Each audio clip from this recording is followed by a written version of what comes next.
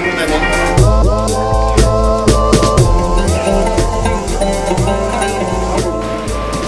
La rue des Teinturiers, oui bien sûr, beaucoup de théâtres, beaucoup de restaurants, donc beaucoup de monde, donc rue du Festival évidemment.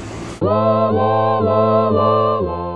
j'y travaille depuis 89, mais oui, un des lieux mythiques du Off, le chien qui fume évidemment, et le petit chien qui prend la relève. On a de bons spectacles et du monde. On est sur 2 théâtres. Donc il y en a 8 au chien qui fume et 8 au petit chien.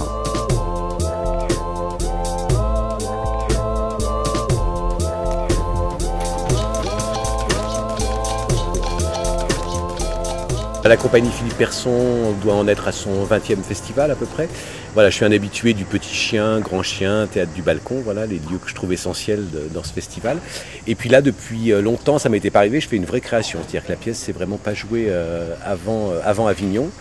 Et c'est un spectacle autour de l'œuvre d'Octave Mirbeau qui s'appelle Le Journal d'une femme de chambre, qui est un grand classique de la littérature, qui est très souvent adapté au théâtre et au cinéma, parce que cette année encore, il y a eu une adaptation au cinéma. Moi, ce qui m'intéressait, c'était vraiment d'en faire une pièce.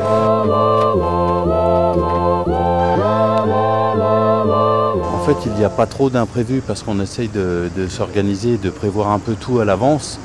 Malgré tout, il reste toujours des imprévus, comme un piano qu'on n'avait pas forcément, qu'on n'attendait pas forcément, ou des décors qui sont plus gros que ce qui pouvait être, en tout cas sur le papier. Mais malgré tout, on arrive à gérer tout ça et tout va bien se passer. Étant rattaché à un lieu, j'ai pas spécialement d'enjeux. Les enjeux, c'est surtout les compagnies qui les ont. Et après, tout ce que je leur souhaite, c'est d'avoir du monde, du public présent et voilà, que ça marche pour eux.